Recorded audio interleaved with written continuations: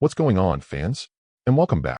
If a 15-year-old kid and a 50-year-old man can both sit down and enjoy superhero movies together, a huge part of that credit goes to the MCU didn't just turn superheroes into the most profitable genre in entertainment. It completely changed the way superhero stories were told. Connected universes became mainstream, and audiences stopped seeing heroes as just fictional characters. They became cultural icons. But over time, people started noticing the pattern. The same hero saves the world. The same emotional speeches. The same predictable endings. Audiences wanted something rawer, more grounded, something that felt closer to real life. And that's exactly where it came in. A superhero universe where people are terrified of their own heroes. A world where superheroes are basically corporate products sold through marketing campaigns. A universe where power exists more for PR than actual justice. Both Marvel and The Boys use completely different storytelling philosophies. Marvel wants to inspire hope. The Boys wants to expose reality.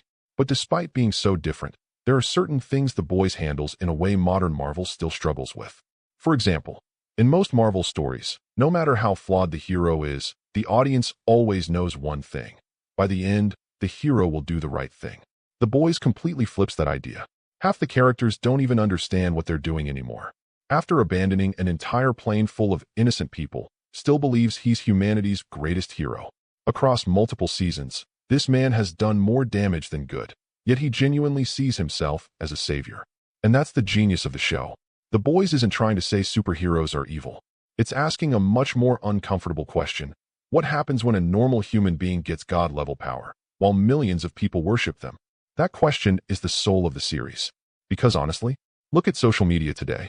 There are already people pretending to be perfect, powerful, untouchable versions of themselves online. Fake personalities, fake confidence, fake morality. The Boys simply takes that modern reality and pushes it into the superhero genre. That's why Homelander doesn't feel like a traditional villain. He feels like an exaggerated version of power that already exists in real life. And if Marvel wants its future characters to feel more memorable again, it needs to let its heroes be uncomfortable sometimes. Imperfect, morally messy. Another thing modern Marvel struggles with is tone. In recent MCU movies, the second a serious emotional scene begins, somebody cracks a joke. At first it worked, but eventually, it started ruining emotional weight. Even movies got criticized because the humor constantly interrupted serious moments. Now The Boys also uses dark comedy, a lot of it, but the timing matters. When Homelander kills people, the show lets you sit with that horror. It gives scenes time to breathe, because it understands something modern blockbusters often forget. Not every moment needs to become a meme. That's why scenes like the ending of Or's sacrifice became iconic. The audience was allowed to actually feel those emotions. The Boys follows that rule constantly. And because of that, its tone feels more mature and controlled. Another major difference is consequences. Modern blockbuster franchises are expensive. When studios invest hundreds of millions of dollars, they usually avoid taking real risks. Marvel has to entertain everyone. Kids, adults, casual fans, international audiences, so it naturally chooses safer storytelling. That formula made billions. But eventually, audiences started predicting everything. The Boys, on the other hand, basically tells viewers, power doesn't make people noble. It reveals who they truly are. That's why the show doesn't just feel like superhero entertainment. It feels like commentary on modern society itself. Marvel's biggest strength has always been scale. When the MCU delivers massive battles, like New York or Sokovia, it feels gigantic, mythological, almost like a modern Mahabharata-level event. Those moments became pop culture history.